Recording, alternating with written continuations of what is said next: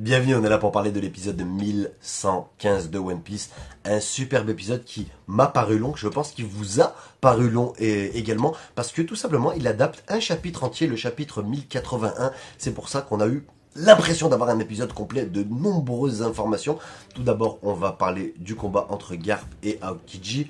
Rapidement, brièvement, il y a pas mal de choses à dire quand même, mais je voudrais revenir sur en deuxième partie de vidéo sur l'homme à la cicatrice de brûlure qui obsède tout le monde.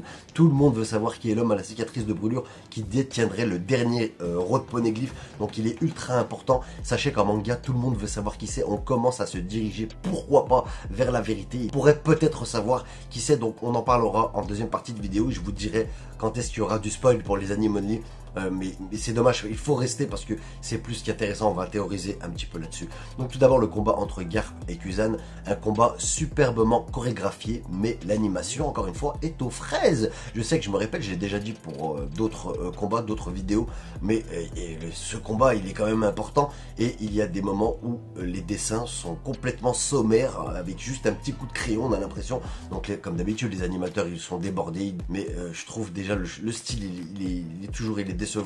J'aime pas ce style d'animation souvent à la gouache étalée. Je me répète, mais je sais, mais je sais pas pour vous, mais je vous mettrai quelques images des moments assez sommaires. C'est dommage parce que le combat est superbement chorégraphié avec les balles de glace de Akainu, le Blue Hole de Garp, toujours aussi impressionnant quand il libère son haki aussi. Garp, quand il a les yeux jaunes, quand il est emprisonné dans la balle de glace, c'est vraiment du Garp, du lourd qu'on pouvait attendre de la part de Garp. Sachez que c'est la première partie du combat entre Garp et Aokiji, on aura la suite plus tard.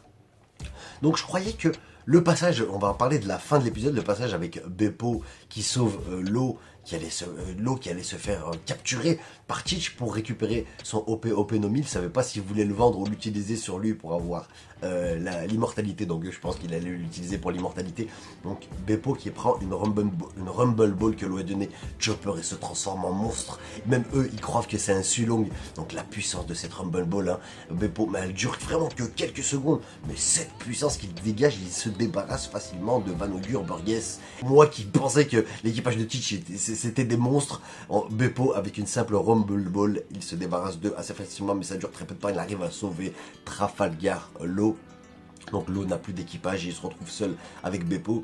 En manga, on ne sait pas ce qui va se passer pour Trafalgar Law. Si vous avez vu ma vidéo d'avant, la théorie sur la Cross Guild, pour moi Law va intégrer la Cross Guild, je maintiens. Et juste la petite parenthèse, c'est que donc l'épisode finit sur Beppo qui sauve Law, et l'épisode d'après on va sur la Cross Guild. Souvent Oda il aime faire ce genre de parallèle, donc pourquoi pas Law encore une fois qui pourrait intégrer la Cross Guild. Et pour ceux qui me disent, tout le monde m'a dit ouais Law il pourra pas s'entendre avec Doflamingo, je suis pas d'accord, et c'est Teach lui-même qui le dit dans cet épisode. Un équipage n'est pas forcément composé de personnes qui s'aiment entre eux, d'amitié, mais des personnes qui ont un intérêt en commun. Donc notez ça bien. Pour moi, Law et Dolphy ça peut le faire. C'est Law et Katakuri qui pour moi qui pourraient pas le faire, parce que quand même Law il s'est débarrassé de la mère de Katakuri. Donc voilà, c'était une petite parenthèse. Donc maintenant on va revenir sur l'homme à la cicatrice de brûlure. Qui est cet homme à la cicatrice de brûlure? On sait, on a quelques informations quand même. Il se déplace à bord d'un bateau noir, un bateau noir géant qui fait peur. Dans le darkness, il est dans l'ombre, ce bateau. Donc il semble utiliser un fruit du démon. Tous ceux qui essayent de s'approcher de ce bateau, ils finissent dans un tourbillon. Donc il y avait eu la rumeur comme quoi c'était dragon, tout ça.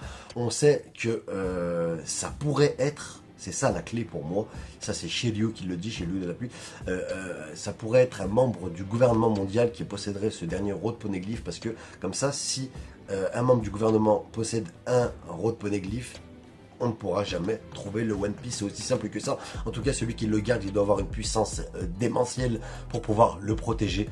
Et... pardon, c'est maintenant qu'on va entrer un peu dans la théorie. Donc les Anime Only, faites gaffe, je vais spoiler dans cette partie de vidéo.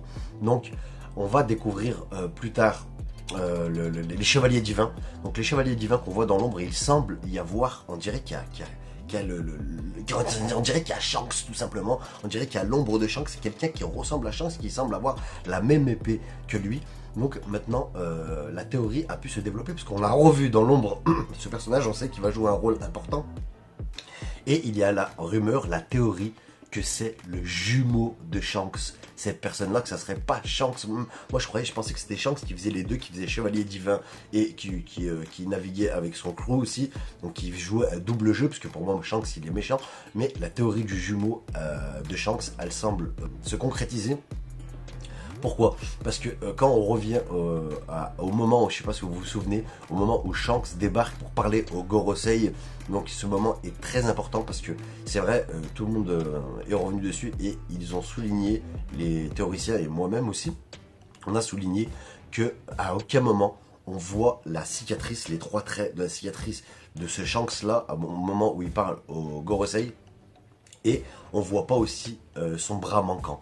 Il n'y a aucun moment qui est filmé ni en manga ni en animé, les cicatrices et son bras manquant. Il y a aussi le fait que quand il s'adresse au Gorosei, à ce moment-là, il utilise un langage soutenu qui n'est pas le langage habituellement utilisé par Shanks. Ça, on sait en manga par rapport au japonais, comment c'est écrit en japonais. Donc en japonais, il n'y a pas ce langage soutenu. Il n'y a pas ce langage, cet argot utilisé habituellement par Shanks. Il s'adresse au Gorosei d'une autre manière qu'on n'a pas l'habitude de voir sur Shanks. Donc la théorie se rapproche. Puis le bateau, il ressemble un peu au bateau de Shanks, je trouve, mais tout noir. Donc il y a cette théorie.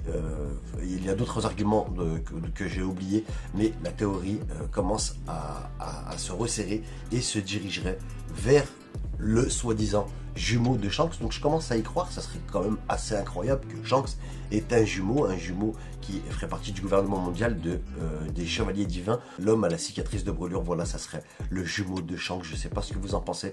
C'est dommage, j'ai pas fait l'effort d'aller revoir cette théorie dans les détails. Donc voilà, je vous en expose le principal, la majeure partie de cette théorie. Donc voilà ce qu'il y avait à dire sur l'épisode 1115. Énormément de choses. C'était quand même un superbe épisode, même si pour moi l'animation du combat entre Garp et Aokiji était bâclée, et c'est dommage parce que la chorégraphie du combat, encore une fois, était superbe. Voilà, vous êtes sur la chaîne de Mr. Badass Anime Only.